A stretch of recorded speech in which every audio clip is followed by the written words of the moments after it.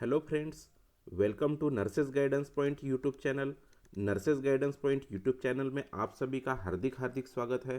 सो friends, NVS, okay, NVS का full form क्या होता है?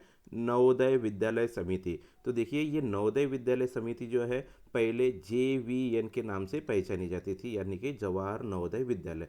अभी इसकी समिति बन गई है, तो ये अभी एनवीएस के नाम से जाना जाता है। तो ये बेसिकली क्या है? एक ऑटोनॉमस ऑर्गेनाइजेशन है। किसके अंदर में आता है? मिनिस्ट्री ऑफ एजुकेशन के। ओके, तो मिनिस्ट्री ऑफ एजुकेशन के अंदर में जो department of school and education and literacy है ना, उसके अंडर में ये एनवीएस समिति आती है। मतलब क्या? नवोदय विद्यालय समिति। और ये बेसिकली किसके अंडर में आता है? गवर्नमेंट ऑफ इंडिया के अंदर में आता है। ओके, तो जो एनवीएस के अंदर में जो रिक्रूटमेंट ड्राइव निकला है 2024 का, ओके, जिसमें नॉन टीचिंग पोस्ट इंक्लूड्स है, तो ये बेसिकली जो पोस्ट है वो कौन से गवर्नमेंट की रहेगी? सेंट्रल गवर्नमेंट की वैकेंसी रहने वाली है। ओके, तो सेंट्रल गवर्नमेंट की वैकेंसी है, तो आपके सेंट्रल गवर्नमेंट का ही आपको पेमेंट मिलने वाला है। सेंट्रल गवर्नमेंट की जितनी कुछ रिक्रूटमेंट रूल्स है, वही सेम रिक्रूटमेंट रूल्स यहाँ पर लागू होने वाले हैं।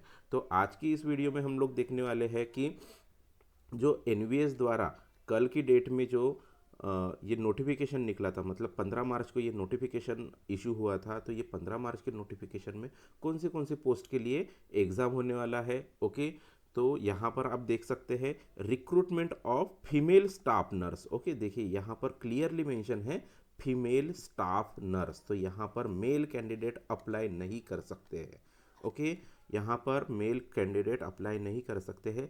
ये वैकेंसी सिर्फ और सिर्फ फीमेल कैंडिडेट्स के लिए है, फीमेल स्टाफ नर्स के लिए है। ओके, तो इस वाले वीडियो में हम लोग देखने वाले हैं कि फीमेल स्टाफ नर्स की कितनी वैकेंसीज होने वाली है, या फिर आपकी एग्ज़ाम कब होने वाली है, पेपर पैटर्न कैसे होने वाला है, फीस कितनी पे करनी होगी, या फिर उसके बाद में सिलेबस क्या होने वाला है आपका। तो ये सारी चीज़ें हम लोग इस वीडियो के अंदर में डिस्कस करने वाले हैं। तो वीडियो के लास्ट तक आप बने रहिए। तो बिना टाइम वेस्ट किए वीडियो को स्टार्ट करते हैं। तो देखिए, यहाँ पर रिक्रूटमेंट ड्राइव 2024 में क्या दिया गया है? Recruitment of female staff nurse, उसके बाद में assistant section officer, audit assistant, legal assistant, ये बाकी सब चीज़ें, बाकी सब पोस्ट के लिए एग्ज़ाम है। तो हम लोग बेसिकली जो फीमेल स्टाफ नर्स है उसी के रिगार्डिंग ये वीडियो है, तो उसी के रिगार्डिंग हम लोग डिस्कस करने वाले हैं। ओके, तो देखिए यहाँ पर आप देख सकते हैं कि लिखा गया है नवोदय विद्यालय समिति henceforth mentioned as NVS is an autonomous organization under the Ministry of Education, Department of School Education and Literacy, government of India. तो देखिए, गवर्नमेंट ऑफ इंडिया के अंदर में ये आता है। इसके 8 रीजनल ऑफिसेस है, 7 NLI है। ओके, तो कहाँ कहाँ पे है लोकेटेड, तो आप वीडियो पॉज करके देख सकते हैं। साथ ही में दोस्तों, इस वीडियो का ये जो पीडीएफ है, ये पीडीएफ आपको मेरे टेलीग्राम चैनल पे भी अवेलेबल मिलेगा। साथ ही में आप वीडियो के डिस्क्रिप्शन बॉक्स में भी जाकर ये पीडीएफ आप डाउनलोड कर सकते हैं। ओके, साथ ही में दोस्तों देखिए, यहाँ पर टोटल 650 जवाहर नवोदय विद्यालय है। कहाँ पे? पूरे ऑल ओवर इंडिया में। Okay, functional all over India accept the state in Tamil Nadu. तो तमिलनाडु स्टेट में जवाहर नवोदय विद्यालय नहीं है। ओके, तो जवाहर नवोदय विद्यालय वो अर्स्टवाइल नेम था, वो पहले का नाम था। अभी इसको एनवीएस के नाम से जाना जाता है। तो ओके, तो यहाँ पर लिखा गया है एनवीएस इनवाइट्स ऑनलाइन अप्लीकेशंस। तो देखिए, यहाँ पर क्लियरली मेंशन है आपको अप्लाई कैसे करना है। ऑनलाइन अप्लाई करना है। ओके, तो from Indian citizen for recruitment on direct basis to the following post. तो देखिए, यहाँ पर असिस्टेंट सेक्शन ऑफिसर, तो ये जो बाकी की जो पोस्ट है, जो बेसिकली इन पोस्ट को मिनिस्टेरियल पोस्ट की कहा जाता है। ओके, तो जो मिनिस्टेरियल पोस्ट है वो हेडक्वार्टर या फिर रीजनल ऑफिस के कैडर के अंडर में आते हैं। और देखिए, यहाँ पर आप सेकेंड कॉलम में देख सकते हैं फीमेल स्टाफ नर्स। तो देखिए, ये जो फीमेल स्टाफ नर्स का जो कैडर है वो जेएनवी के अंडर में आएगा, मतलब जवाहर नवोदय विद्यालय के अंदर में आएगा। ओके, तो आगे देखते हैं। तो आप यहाँ पर post wise, category wise breakup देख सकते हैं किसका? वैकेंसीज का। तो देखिए, यहाँ पर जो फीमेल स्टाफ नर्स की वैकेंसीज, टोटल वैकेंसीज जो है वो 121 है। ओके, कितनी है वैकेंसीज? 121 है, जिसमें जो अनरिजर्व कैंडिडेट्स है उनके लिए 85 वैकेंसीज है। और फिर उसके बाद में जो EWS कैंडिडेट्स है उनके लिए 12 वैकेंसीज है। जो OBCs है, ओके, OBC जो नॉन क्रीमिलियर के अंदर में आते हैं उनके लिए 12 वैकेंसीज है। जो SC कैटेगरी से बिलोंग करते हैं उनके लिए 10 वैकेंसीज है। और ST कैटेगरीज के पर्सन के लिए 2 वैकेंसीज है। ऐसे टोटल वैकेंसीज कितनी हो गई 121, जिसमें हॉरिजॉन्टल रिजर्वेशन में देखिए आप यहाँ पर देख सकते हैं जो पर्सन विद डिसेबिलिटी है OH, VH और HH, ओके। तो OH में 2 वैकेंसीज है। फिर उसके बाद में विजुअली हैंडीकैप जो पर्सन है उनके लिए 2 वैकेंसीज है। और जो HH है उनके लिए कोई भी वैकेंसी नहीं है। और अदर के लिए, अदर में जैसे कि आपको पता होगा जो एसिड अटैक विक्टिम वगैरह रहते हैं उनके लिए भी सेंट्रल गवर्नमेंट का एक क्राइटेरिया है कि उनके लिए भी पोस्ट रिजर्व होती है। तो वैसे अदर के लिए 1 पोस्ट रिजर्व है, ओके, हॉरिजॉन्टल रिजर्वेशन में। तो टोटल वैकेंसीज कितनी है 121 वैकेंसीज है, ओके। तो आगे देखते हैं, आगे जो दिया गया है ये assistant section officer, audit assistant और बाकी की जो मिनिस्ट्रियल पोस्ट है और नॉन मिनिस्ट्रियल पोस्ट है उनके लिए दिया गया है, ओके।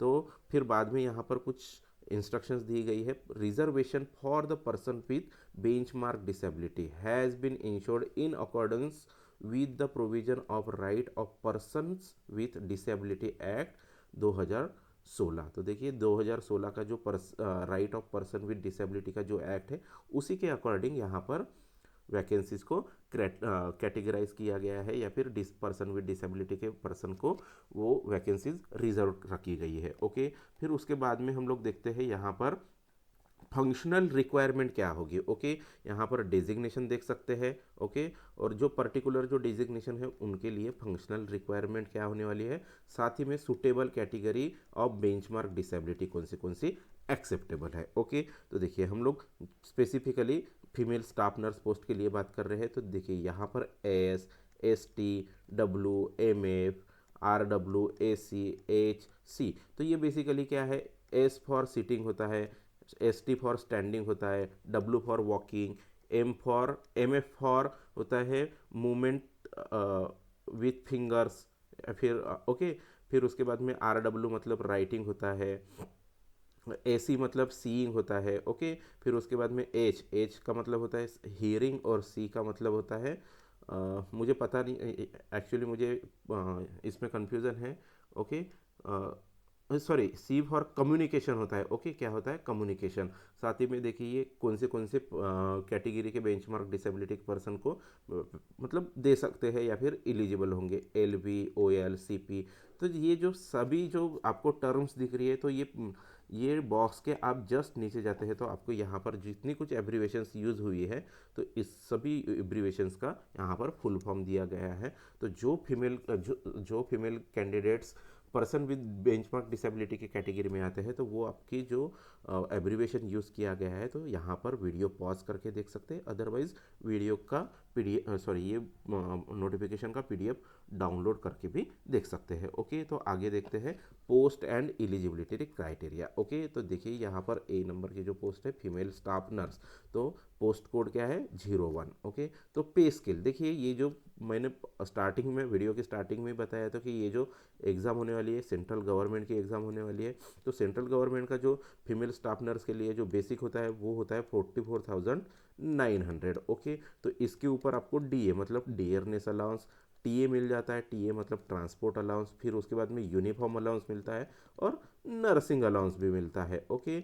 देखिए यहाँ पर आपको HRA मतलब हाउसिंग रेंट अलाउंस मिलने वाला नहीं है। क्यों? तो देखिए ये जो NVS जो होता है मतलब JNV या फिर NVS बोल सकते हैं, तो ये जो होता है ना ये हॉस्टल बेस्ड इंस्टीट्यूशंस है। मतलब यहाँ पर हॉस्टल में पढ़ाई करते हैं और हॉस्टल में स्टे करते हैं तो आपको वही के प्रीमाइसेस में स्टे करना पड़ता है, क्योंकि आपकी जो ड्यूटी आती है वो आती है इमरजेंसी ड्यूटी के अंदर में, okay.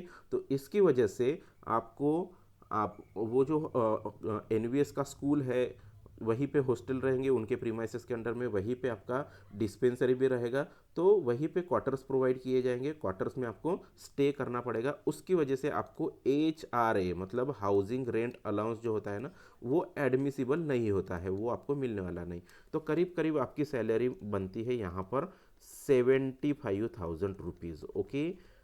Gross salary around 70 to 78,000 rupees होती है। ओके, तो उसमें कुछ आपके डिडक्शंस रहेंगे, तो अराउंड आपको इन हैंड 70,000 वगैरह सैलरी होगी। ओके, ठीक है। और अपर एज लिमिट, तो अपर एज लिमिट जो है वो कितनी है, 35 ईयर्स। तो देखिए ये जो 35 ईयर्स है ना, ये किसके लिए है, जो कैंडिडेट यूआर कैटेगरी से बिलोंग करते हैं। ओके, अनरिजर्व कैटेगरी के लिए कितनी है, 35। और जो SC STs है, फिर OBCs है, EWS है, पर्सन विद बेंचमार्क डिसेबिलिटी है, उनके लिए एज रिलैक्सेशन दिया जाता है। तो वो एज रिलैक्सेशन हम फर्दर वीडियो में देखने वाले हैं। ओके, तो ये वैकेंसी के लिए आपके पास में इसेंशियल क्वालिफिकेशन क्या होना चाहिए। तो देखिए इसेंशियल क्वालिफिकेशन में आप देख सकते हैं, एक तो आपके पास में BSc ऑनरेबल्स होना चाहिए। तो ये BSc ऑनरेबल्स जो लोग एम्स इंस्टीट्यूट से BSc नर्सिंग करते हैं, ओके, BSc नर्सिंग करते हैं, तो उनके लिए ऑनरेबल्स मिलता है, मतलब वो ऑनरेबल्स में होता है। तो देखिए BSc honourables in nursing from a recognise university और इंस्टीट्यूट। तो देखिए आपका जो BSc नर्सिंग ऑनरेबल्स है वो रिकॉग्नाइज यूनिवर्सिटी और इंस्टीट्यूट से होना चाहिए। और या फिर आपके पास में BSc नर्सिंग रेगुलर कोर्स है, वो भी एक्सेप्टेबल रहेगा फ्रॉम रिकॉग्नाइज यूनिवर्सिटी और इंस्टीट्यूट। और अगर आपके पास में BSc नर्सिंग नहीं है, तो आप पोस्ट बेसिक BSc नर्सिंग के ऊपर भी फॉर्म भर सकते हैं, उसके बेसिस पर भी फॉर्म भर सकते हैं। फ्रॉम आपका पोस्ट बेसिक BSc नर्सिंग कहाँ से कंप्लीट होना चाहिए, from a recognise university of और इंस्टीट्यूट। ओके, उसके बाद में एक तो ये क्राइटेरिया हो गया, ये तीन में से आपके पास में कोई भी एक एजुकेशन होना चाहिए। फिर उसके बाद में आपका जो रजिस्ट्रेशन कंप्लीट होना चाहिए। Okay, registered as a nurse और नर्स मिडवाइफ। ओके, RN और RM आपका रजिस्ट्रेशन होना चाहिए। कहाँ से होना चाहिए, with any state nursing council, कोई भी नर्सिंग काउंसिल से। कोई अगर कैंडिडेट महाराष्ट्र से है, महाराष्ट्र की नर्सिंग काउंसिल से अगर उन्होंने रजिस्टर किया है, एक्सेप्टेबल है। कोई गुजरात से बिलोंग करता है, गुजरात के अगर लोगों, मतलब गुजरात स्टेट का अगर नर्सिंग काउंसिल है, तो वहाँ का अगर आपके पास में रजिस्ट्रेशन है, फिर भी एक्सेप्टेबल है।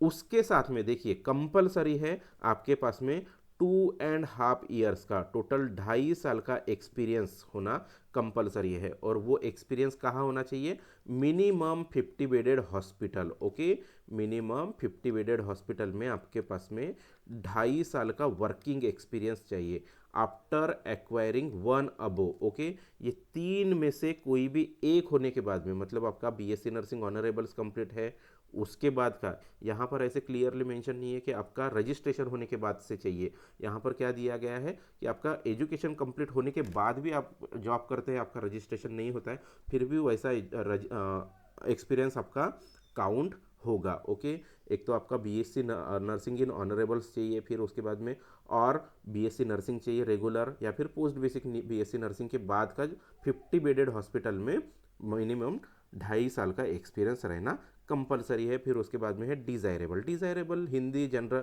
हिंदी नॉलेज ऑफ हिंदी चाहिए, या फिर रीजनल लैंग्वेज एंड इंग्लिश। तो ये डिज़ायरेबल होता है, इसके लिए कुछ ऐसा स्पेसिफिक क्राइटेरिया नहीं है। आपको अगर इंग्लिश नहीं भी आती है, थोड़ी बहुत भी आती है, तो भी एक्सेप्टेबल रहेगा। और ये बाकी का जो दिया है इसेंशियल क्वालिफिकेशन, तो वो बाकी मिनिस्ट्रियल नॉन मिनिस्ट्रियल पोस्ट के लिए दिया गया है। तो ये चीज़ें हम लोग देखने वाले नहीं है। ओके, तो हम लोग बाकी जो मेन कंटेंट है जो हमारे पोस्ट के रिलेटेड है, फीमेल स्टाफ नर्स पोस्ट के रिलेटेड है, वही चीज़ें हम लोग यहाँ पर देखने वाले हैं। ओके, तो देखिए यहाँ पर आप देख सकते हैं एज रिलैक्सेशन। ओके, मैंने एज कितना बताया था UR कैंडिडेट्स के लिए, UR कैंडिडेट्स के लिए एज थी 35 ईयर्स। ओके, कितनी थी, 35 ईयर्स। जो पर्सन ST मतलब शेड्यूल कास्ट और ST शेड्यूल ट्राइब्स को बिलोंग करते हैं, उनके लिए 5 साल का रिलैक्सेशन रहेगा, मतलब 35 + 5 = 40 ईयर्स। तो SC और ST कैंडिडेट 40 ईयर्स तक फॉर्म अप्लाई कर सकते हैं।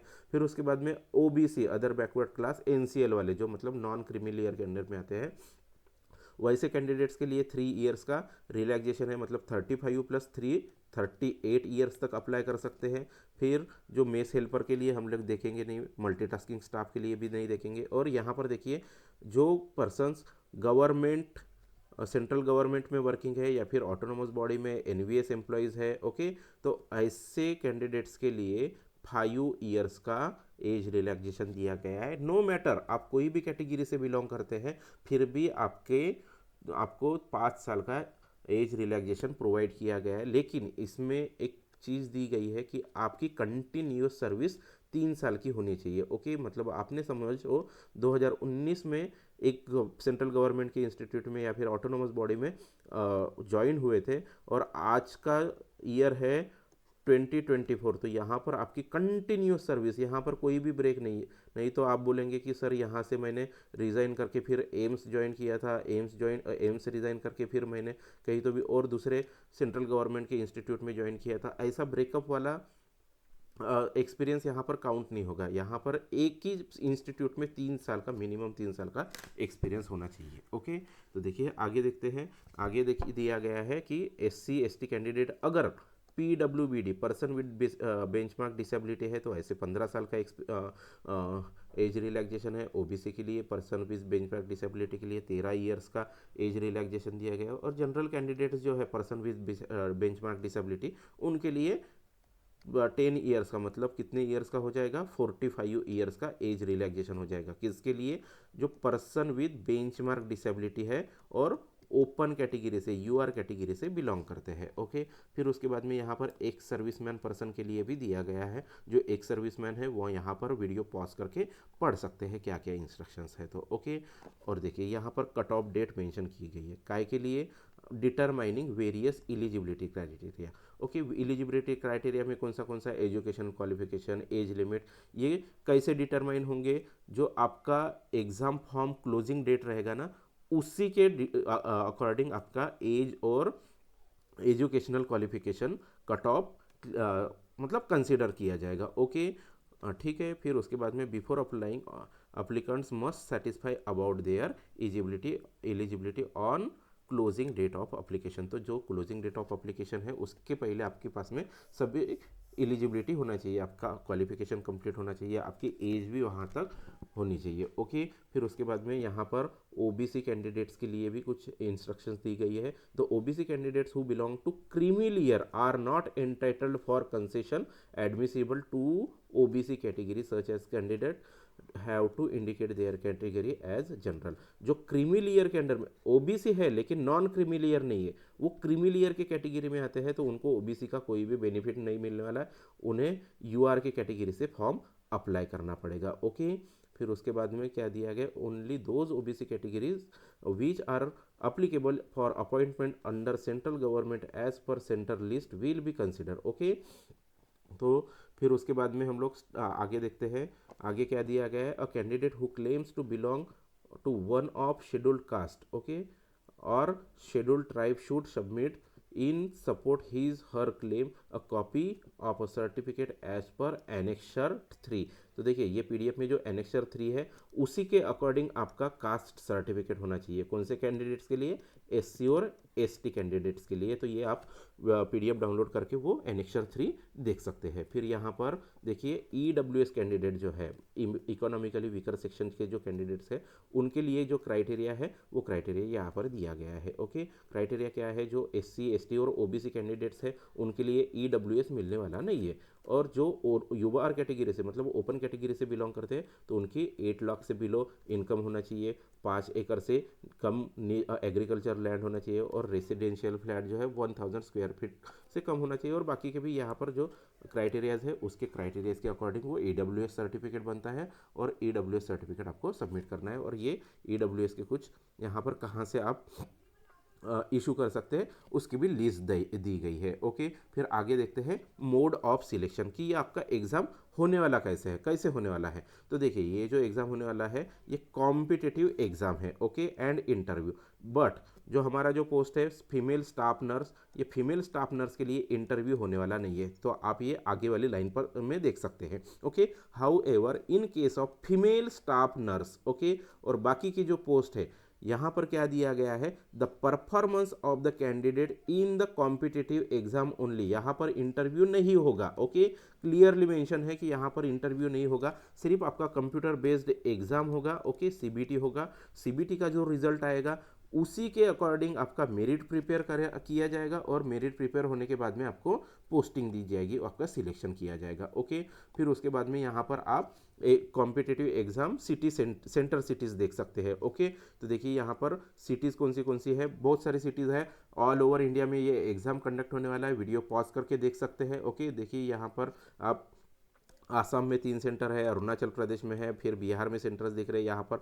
छत्तीसगढ़ में दिख रहे हैं, फिर यहाँ पर महाराष्ट्र में 4-5 सेंटर्स दिख रहे हैं, मुंबई, पुणे, नागपुर, रत्नागिरी, नासिक, अमरावती। ओके, ऐसे 4-5 सेंटर से 6 सेंटर्स है। फिर उसके बाद में उड़ीसा, पंजाब, राजस्थान, फिर हर स्टेट में सेंटर्स अवेलेबल है। ओके, तो देखिए यहाँ पर इंस्ट्रक्शन दी गई है, आप यहाँ पर वीडियो पॉज करके देख सकते हैं या फिर पीडीएफ डाउनलोड करके देख सकते हैं। ओके, तो however the NVS has right to conduct the competitive exam all the cities or any one of the cities or any other cities depending upon the number of vacancies of the number of the candidate and any other compulsions. Okay, तो देखिए NVS के पास में पूरा right है, अगर आप centre कोई select करते हैं वहाँ पर ऑप्टिमम अमाउंट में अगर बच्चे एनरोल नहीं होते यहाँ पर या फिर वो सेंटर सिलेक्ट नहीं करते तो वो सेंटर कैंसिल भी हो सकता है, आपको दूसरी सिटी में भी सेंटर मिला दे सकते हैं।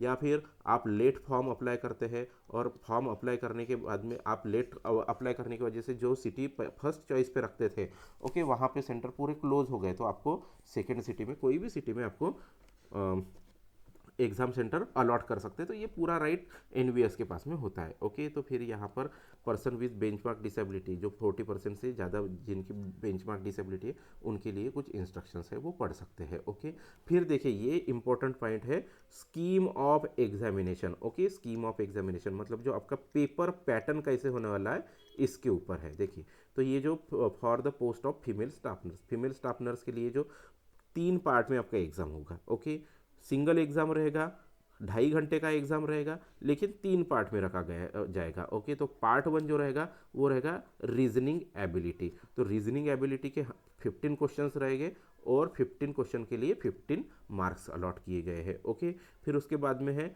पार्ट टू में general awareness and current affairs. Okay, तो उसके भी 15 क्वेश्चंस फॉर 15 मार्क्स। फिर उसके बाद में है पार्ट थ्री में दिया गया है लैंग्वेज कॉम्पिटेंसी टेस्ट। ओके, जिसके अंदर में इंग्लिश लैंग्वेज के क्वेश्चंस रहेंगे और हिंदी लैंग्वेज के क्वेश्चंस रहेंगे। तो इंग्लिश के 10 क्वेश्चंस रहेंगे और हिंदी के 20 क्वेश्चंस रहेंगे। तो टोटल क्वेश्चंस कितने हो गए आपके 20 क्वेश्चंस और टोटल मार्क्स हो गए उसके लिए 20। फिर उसके बाद में देखते हैं, देखिए यहाँ पर पार्ट 4 भी दिया गया है। जो पार्ट 4 है उसमें सब्जेक्ट नॉलेज जो आपका नर्सिंग के जितने कुछ सब्जेक्ट्स है, ओके, ऑल सब्जेक्ट्स आ गए इसमें। जो आपका फाउंडेशन ऑफ नर्सिंग हो गया, फिर उसके बाद में मेंटल हेल्थ नर्सिंग हो गया, फिर उसके बाद में MSN मतलब मेडिकल सर्जिकल नर्सिंग, ये सभी subject OBGY obstetric and gynaecology, ये सभी सब्जेक्ट के ऊपर कितने क्वेश्चंस रहेंगे 70 क्वेश्चंस रहेंगे।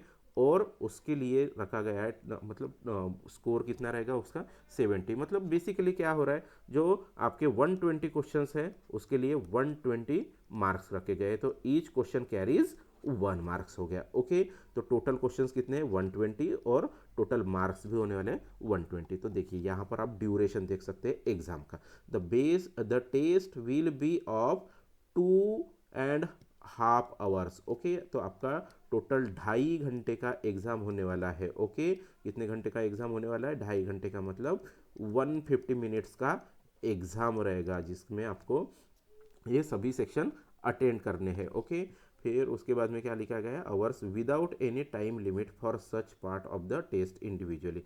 तो देखिए जो नॉर्सेट में जो पैटर्न रखा गया है, ओके, नॉर्सेट में कैसा पैटर्न रखा गया है कि पहले पार्ट 1 ओपन हो जाएगा, फिर पार्ट 1 क्लोज हो जाएगा, फिर पार्ट 2 ओपन हो जाएगा, फिर से पार्ट 2 क्लोज हो जाएगा, कुछ टाइम दिया गया है। इसमें ये वाली एग्जाम में वैसा नहीं है। ये एग्जाम में आप कोई भी पार्ट कभी भी अटेम्प्ट कर सकते हैं, कोई भी क्वेश्चन कोई भी टाइम पर अटेम्प्ट कर सकते हैं। ओके, फिर उसके बाद में असिस्टेंट सेक्शन ऑफिसर हो या बाकी के जो मिनिस्टेरियल नॉन मिनिस्टेरियल पोस्ट है उसके लिए एग्ज़ाम पैटर्न रखा गया है, वो एक्सप्लेन किया गया है कि कैसे एग्ज़ाम पैटर्न रहेगा। ओके, फिर उसके बाद में देखिए जो schedule of examination will be intimated with the admit card. तो देखिए ये जो एग्ज़ाम का जो डिटेल्ड नोटिफिकेशन है ना वो आया नहीं है। ओके, वो अभी तक एनवीएस की वेबसाइट पर पब्लिश नहीं हुआ है। ओके, जब ये पब्लिश होगा उसके बाद में आपको पता चलेगा कि आपको फॉर्म कब फिल करना है। ओके, लास्ट डेट क्या होने वाली है। ओके, और जो आपकी एग्ज़ाम का डेट भी यहाँ पर मेंशन नहीं है।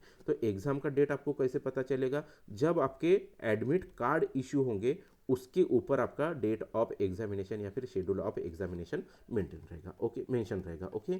तो देखिए जो detail examination schedule will also be notified on NVS website. तो देखिए मैंने यहाँ पर बताया था आपको कि डिटेल्ड नोटिफिकेशन अभी तक आया नहीं है, तो वो डिटेल नोटिफिकेशन कब आएगा, वो आपको रेगुलरली चेक करना पड़ेगा। कौन सी website, www.navodaya.gov.in in due course, okay. ये शॉर्ट ड्यूरेशन में आने वाले 8-10 दिन के अंदर में ये पब्लिश हो जाएगा, ओके। फिर उसके बाद में क्या बोला है, admit cards for competitive exam interview personal interaction document verification will be sent on register email. तो आपको फॉर्म भरते वक्त एक ईमेल रजिस्टर करना पड़ेगा, ओके। रजिस्टर्ड ईमेल पे ही आपको ये सब चीज़ें प्रोवाइड की जाएगी, ओके। फिर उसके बाद में क्या दिया गया है, candidate as mentioned by them in successfully submitted online application, okay, or the same may be downloaded from NVS website, या फिर आप NVS की वेबसाइट्स पे भी डाउनलोड कर सकते हैं, okay. NVS will not be responsible if the communication is received by the candidate due to mention of wrong और इनकरेक्ट ईमेल आईडी। तो देखिए आपको ईमेल आईडी आपकी एकदम एक्यूरेट भरना है। अगर आप रॉन्ग ईमेल आईडी भरते हैं तो आपका कोई भी कम्युनिकेशन नहीं होगा, तो उसके लिए एनवीएस जवाबदार नहीं रहेगा, ओके। तो based on the performance in competitive exam and also keeping in view the number of vacancies the candidates will be called for interview, okay. तो जिनके लिए इंटरव्यू लागू है उनके लिए है, अदरवाइज हमें तो इंटरव्यू से कुछ लेना देना नहीं, हमारा डायरेक्टली क्या होगा, डॉक्यूमेंट वेरिफिकेशन होगा। तो उसके अकॉर्डिंग जनरली कैसे होता है कि 1:2 के रेशियो में या फिर 1:3 के रेशियो में डॉक्यूमेंट्स के लिए बुलाते हैं। तो 1 वैकेंसी के लिए 3 लोगों को वगैरह डॉक्यूमेंट के लिए डॉक्यूमेंट वेरिफिकेशन के लिए बुलाया जाएगा, ओके। तो देखिए in the ratio decided by the NVS, okay. Intimation to the effect will be uploaded on the website, okay। तो जब भी आपका डॉक्यूमेंट वेरिफिकेशन रहेगा तो NVS की वेबसाइट पर अपलोड किया जाएगा। फिर उसके बाद में क्या दिया गया है, यहाँ पर देखिए वेटेज दिया गया है, 70 और 30 का वेटेज दिया है। 70 रिटर्न एग्जामिनेशन के लिए और इंटरव्यू के लिए 30% का वेटेज दिया गया है। लेकिन ये वेटेज हमारी पोस्ट के लिए, मतलब स्टाफ नर्स के पोस्ट के लिए लागू नहीं है, ओके। तो इससे कुछ लेना देना नहीं है हमें, ओके। फिर उसके बाद में है हाउ टू अप्लाई, हमें अप्लाई कैसे करना है। तो देखिए ये जो फॉर्म्स रहेंगे ये आपको ऑनलाइन अप्लाई करना पड़ेगा। कैसे अप्लाई करना है, थ्रू NVS वेबसाइट। NVS की वेबसाइट कौन सी रहेगी, www.navodaya.gov.in। नो अदर मीन्स और mode of application will be accepted. आप ईमेल करते हैं या फिर बाय पोस्ट भेजते हैं, ऐसा कोई भी एंटरटेन नहीं होगा या फिर एक्सेप्ट नहीं होगा, सिर्फ आपको NVS की वेबसाइट से फॉर्म भरना पड़ेगा। Candidates are required to have valid and operative personal email ID. तो देखिए यहाँ पर आपकी जो ईमेल आईडी जो है वो वैलिड होना चाहिए और ऑपरेटिव मतलब अभी फंक्शनल है, लैप्स हुई वाली ईमेल आईडी आपको फिल नहीं करना है, और पर्सनल होना चाहिए। ये आप दूसरे किसी का नहीं भर सकते, यहाँ पर आपको खुद का ही ईमेल आईडी प्रोवाइड करना पड़ेगा, okay. It should be kept active during the currency of the recruitment, okay. The NVS through its exam conducting agency may send all call letters, competitive exam का कॉल लेटर हो गया या फिर interview का call letter हो गया या फिर इवन जो आपका डॉक्यूमेंट वेरिफिकेशन का भी जो इंटीमेशन रहेगा वो आपको आपके ईमेल थ्रू भेजा जाएगा, ओके। फिर उसके बाद में क्या है, under no circumstances candidate should share mention email ID to और एनी अदर पर्सन। तो यहाँ पर आप किसी भी पर्सन का नहीं भर सकते, आपको आपका ही भरना पड़ेगा, ओके। फिर उसके बाद में ये बाकी भी इंस्ट्रक्शंस दिख रही है, ओके। फिर उसके बाद में देखिए यहाँ पर फीस का क्राइटेरिया है, ओके। तो जो अप्लीकेशन फ़ीस है वो SC ST PWBD कैंडिडेट्स के लिए नहीं रखी गई, लेकिन यहाँ पर प्रोसेसिंग चार्ज आपको देना पड़ेगा, ओके।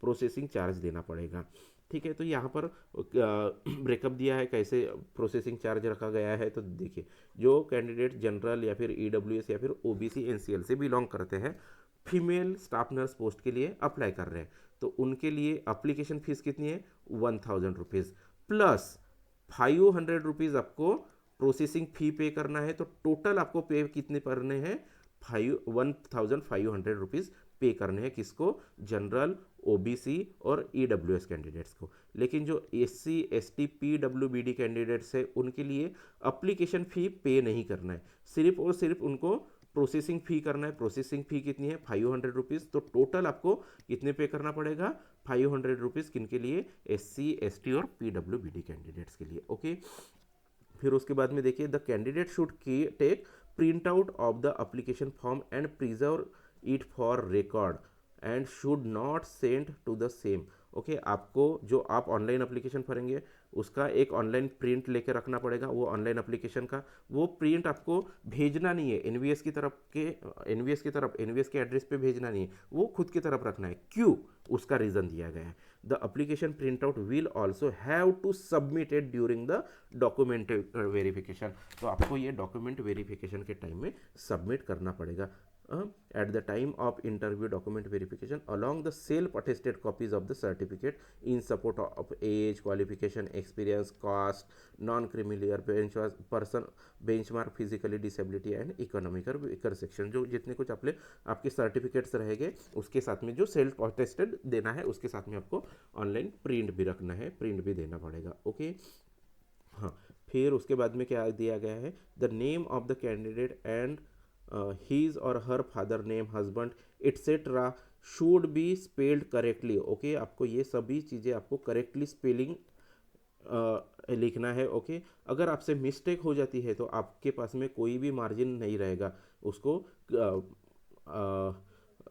मतलब चेंज करने का, या फिर उसको क्या बोल सकते हैं, अल्टर करने का। ओके, तो देखिए एनी चेंज और alteration found may be disqualify the candidates. Okay, आपके पास में कोई भी वैसा ये नहीं है, अगर आपने समझो जिसका नाम ए से स्टार्ट होता है, ओके, और उसने डबल ए टाइप कर लिया, ओके, डबल ए टाइप कर लिया, लेकिन आपके सर्टिफिकेट में सिंगल ए है, तो वैसे इसमें डिस्क्रिपेंसी फाउंड हो रही है। तो ऐसी डिस्क्रिपेंसी अगर फाउंड होती है तो आपको डायरेक्टली डिसक्वालीफाई किया जाएगा। ओके, फिर उसके बाद में क्या दिया गया है, candidates are required to download call letters send by exam conducting agency. Okay, तो ये ईमेल आईडी पे आ जाएगा या फिर www.navodaya.gov.in ये वाली वेबसाइट से भी आप आपका जो कॉल लेटर है वो डाउनलोड कर सकते हैं। ओके, फिर उसके बाद में है देखिए यहाँ पर क्या दिया गया है, a candidate may apply for more than one post if he or she eligible and desire to do so. Okay, तो अगर आप इलिजिबल है तो आप एक से ज़्यादा पोस्ट के लिए अप्लाई कर सकते हैं। मतलब अगर फीमेल स्टाफ नर्स के लिए अप्लाई किए, फिर उसके बाद में आपको लगता है कि आप जो जूनियर सेक्शन ऑफिसर है, ओके सॉरी ASO मतलब असिस्टेंट सेक्शन ऑफिसर, तो उनके लिए आप इलिजिबल हो तो उसके लिए भी आप फॉर्म भर सकते हैं। Okay, in such cases the candidate will have to pay requisite fees separately. तो हर फॉर्म के लिए आपको सेपरेटली फ़ी पे करना पड़ेगा और हर फॉर्म भी आपको अलग से फिल करना पड़ेगा। ऐसा इसका मीनिंग नहीं होगा कि आप अगर स्टाफ नर्स के लिए फॉर्म फिल करते हैं तो मैं ASO का भी एग्ज़ाम जाके देख सकता है, नहीं, उसके लिए आपको ASO का फॉर्म अलग से फिल करना पड़ेगा और फ़ी भी अलग से पे करनी पड़ेगी। ओके, फिर उसके बाद में देखिए ये बहुत इंपॉर्टेंट है, details of opening application, application portal, closing date of registration, opening of fee deposition, fee closure, date of conduct of competitive examination will be updated on the website of the Navodaya Vidyalaya Samiti. All eligible and interested candidates are advised to be alert and regularly visit Samiti's website and for updates। Okay, तो देखिए ये जो अभी यहाँ पर जो आप देख सकते हो कि स्क्रीन के ऊपर जो PDF दिख रहा है इसमें कहीं पर भी आपका एग्जामिनेशन कब ऑनलाइन एप्लीकेशन फॉर्म कब स्टार्ट होने वाला है, कब लास्ट डेट होने वाली है, इवन आपको फीस कब पे करना है, फीस की लास्ट डेट क्या है, एग्ज़ाम कब होने वाली है, ये कोई भी चीज़ें यहाँ पर मेंशन नहीं है। ओके, तो ये कब मेंशन होगी, जो डिटेल्ड नोटिफिकेशन पब्लिश किया जाएगा किसके द्वारा, NVS के द्वारा, NVS की वेबसाइट में, उसमें क्लियर कट मेंशन रहेगा। ओके, तो हमें क्या करना है, हमें उसके लिए वेट करना है और साथ ही में nurses guidance point YouTube channel को भी सब्सक्राइब करके रखना है। ओके, तो आप सब्सक्राइब करके रखते हैं तो आगे वाला आने वाला जो डिटेल नोटिफिकेशन रहेगा उसका मैं वीडियो बनाऊंगा, उसमें आपको ये सब चीज़ें क्लियरली मिल जाएगी। ओके, तो साथ ही में आप नवोदय विद्यालय की समिति के वेबसाइट पर रेगुलर विजिट कर सकते हैं। ओके, तो यहाँ पर कुछ जनरल इंस्ट्रक्शन दी गई है। जनरल इंस्ट्रक्शन में क्या दिया गया है, जो कैंडिडेट है वो इंडियन नेशनल होना चाहिए। फिर उसके बाद में the notified vacancy for the post include this recruitment notification are tentative में इंक्रीज और डिक्रीज। जो वैकेंसीज है 121 वैकेंसीज है, ये बढ़ भी सकती है या फिर डिक्रीज भी हो सकती है। इसका पूरा राइट एनवीएस की तरफ होता है, तो इसमें हम लोग कोई भी ऑब्जेक्शन नहीं ले सकते हैं। ओके, एनवीएस उनके अकॉर्डिंग चाहे तो उतनी वैकेंसी रख सकता है, बढ़ा भी सकता है या फिर कम भी कर सकता है। Okay, there will be negative marking for wrong answers. Okay, तो रॉन्ग आंसर अगर करते हैं तो आपका 1/4 मार्क डिडक्ट किया जाएगा, मतलब कितने 0.25 मार्क्स की निगेटिव मार्किंग रखी गई है। Mark will be deducted for each wrong answer, मतलब आप अगर 4 क्वेश्चन रॉन्ग करके आते हैं तो 1 मार्क आपका डिडक्ट हो जाएगा। Okay, the test paper will be bilingual, Hindi और इंग्लिश लैंग्वेज में आपका पेपर होने वाला है।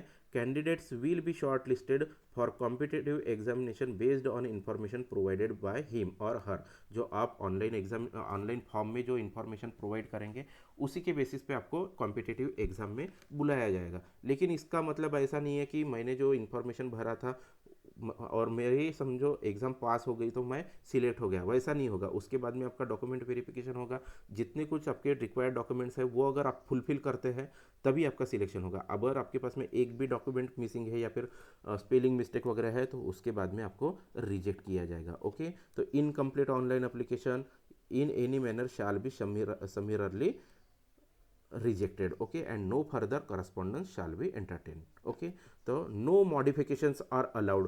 तो आप अगर फॉर्म एक बार सेव कर लेते हैं ओके, तो किसी भी प्रकार का आप मॉडिफिकेशन नहीं कर पाएंगे। ओके, आप किसी भी प्रकार का मॉडिफिकेशन नहीं कर पाएंगे, इसलिए आपको जो फॉर्म है एकदम केयरफुली भरना है। Okay, if any discrepancy found in the data information filled by the candidates in online application and the original testimonials, his or her candidature is liable to be rejected।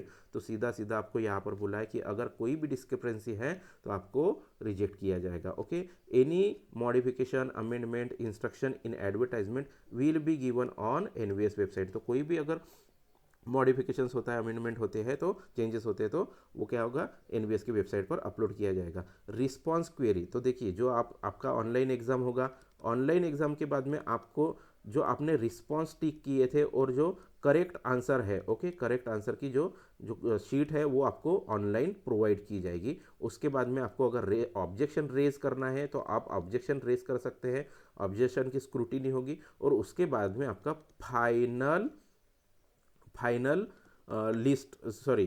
Answer की provide की जाएगी। Okay, उसके बाद में क्या होगा, final answer की provide की जाएगी। तो देखिए यहाँ पर सीधा सीधा मेंशन है, response query management will be made operational on the NVS website after competitive exam is over for inviting comments responses objection with regards to questions and answer key. अगर कोई भी आपको ऑब्जेक्शन है तो वो आप ऑनलाइन ऑब्जेक्शन रेज कर सकते हैं। ओके, फिर उसके बाद में thereafter objection will be referred to the expert and the key will be finalised by the exam conducting agency and preparation of the result. Okay, तो फाइनल आंसर की पब्लिश की जाएगी और उसके बाद में आपका रिजल्ट।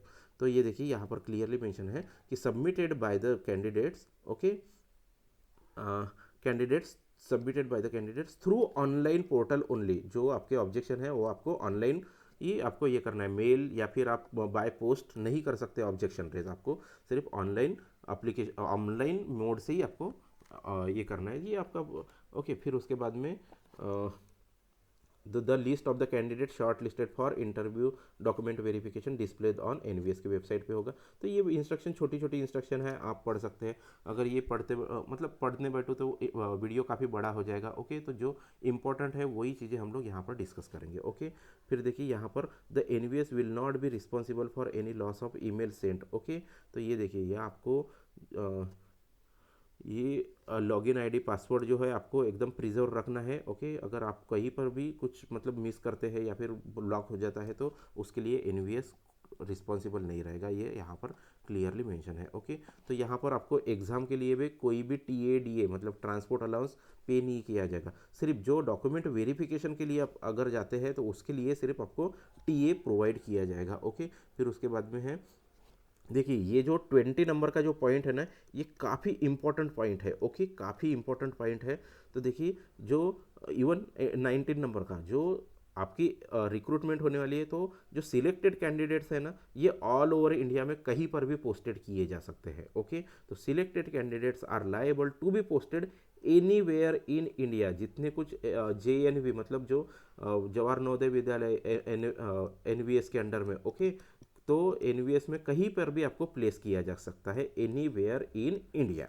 ओके, फिर उसके बाद में ये जो 20 नंबर का पॉइंट है ना, काफ़ी इंपॉर्टेंट है। प्लीज़ इस पॉइंट को इग्नोर मत करें, ओके, या फिर स्किप मत करें। देखिए यहाँ पर क्या दिया गया है, on being selected the candidates is liable to serve minimum 2 years in the samiti. Okay, आपको क्या करना है, जो नवोदय विद्यालय समिति है उसके अंडर में मिनिमम 2 years आपको कंप्लीट करके देना है।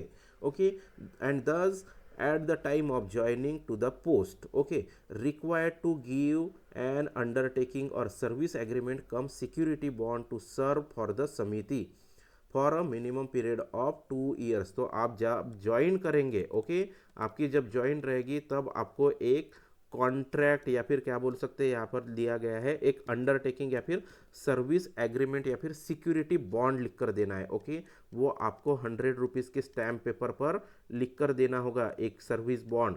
सर्विस बॉन्ड में क्या लिखा जाएगा, आपको मिनिमम 2 years कंप्लीट करना है, मैं मिनिमम 2 years कंप्लीट करके दूंगा।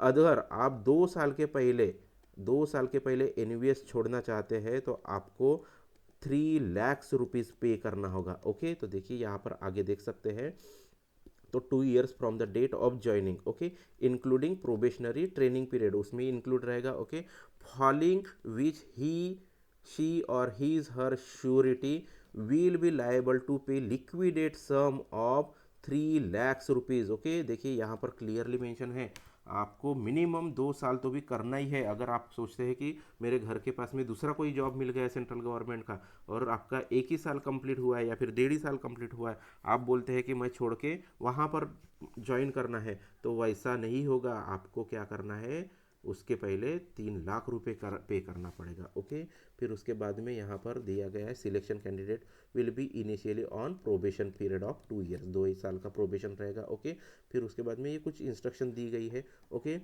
हाँ, तो अगर कुछ डिस्प्यूट होते हैं तो ज्यूरिडिक्शन ऑफ दिल्ली के अंदर में कोर्ट का जो दिल्ली की जो कोर्ट रहेगा उसी के अंडर में आपको ज्यूरिडिक्शन जो डिस्प्यूट सॉल्व करना पड़ेगा। ओके, तो यहाँ पर एनेक्शर्स दिए गए हैं। देखिए यहाँ पर एनेक्शर 3 का जब भी मैंने मेंशन किया था, ओके, SC ST सर्टिफिकेट वगैरह, तो इसके अकॉर्डिंग आपका सर्टिफिकेट होना चाहिए। अगर इसके अकॉर्डिंग नहीं है तो आपको सेंट्रल का कास्ट बनाना पड़ेगा। ओके, सेंट्रल का कास्ट सर्टिफिकेट बनाना पड़ेगा। ओके, तो देखिए दोस्तों, यहाँ पर हम लोगों ने क्या क्या डिस्कस की है कि आपका एग्ज़ाम कैसे होने वाला है, टोटल वैकेंसीज कितनी होने वाली है, कब रहेगी एग्ज़ाम, या फिर पेपर के पैटर्न क्या होने वाला है, फीस क्या होने वाली है, सिलेबस क्या होने वाला है। देखिए सिलेबस में आपका नर्सिंग का पूरा सिलेबस रहेगा, साथ ही में आपको इंग्लिश लैंग्वेज का भी रहेगा, हिंदी लैंग्वेज रहेगी। ओके, फिर उसके बाद में क्वांटिटेटिव एप्टीट्यूड रहेगा और जनरल अवेयरनेस रहेगा। ओके, तो ये सब आपका सिलेबस रहेगा, तो ये सिलेबस आपको प्रिपेयर करना है।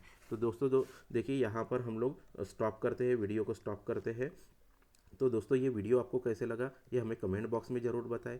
साथ ही में दोस्तों अगर आपके कुछ क्वेरीज होंगे तो क्वेरीज भी हमको आप कमेंट बॉक्स में पूछ सकते हैं। ओके, साथ ही में दोस्तों ये वीडियो आपके बाकी साथियों को भी शेयर करो ताकि ज़्यादा से ज़्यादा लोगों को इस वीडियो का फ़ायदा हो सके या फिर इस रिक्रूटमेंट का फ़ायदा हो सके। साथ ही में दोस्तों nurses guidance point YouTube channel को भी सब्सक्राइब करो। चैनल सब्सक्राइब करने के बाद में बेल आइकन को प्रेस करना ना भूलिए ताकि आने वाली सभी वीडियो की नोटिफिकेशन आपको मिलती रहे। ओके, तो मिलते हैं नेक्स्ट वीडियो में, तब तक के लिए जय हिंद जय भारत।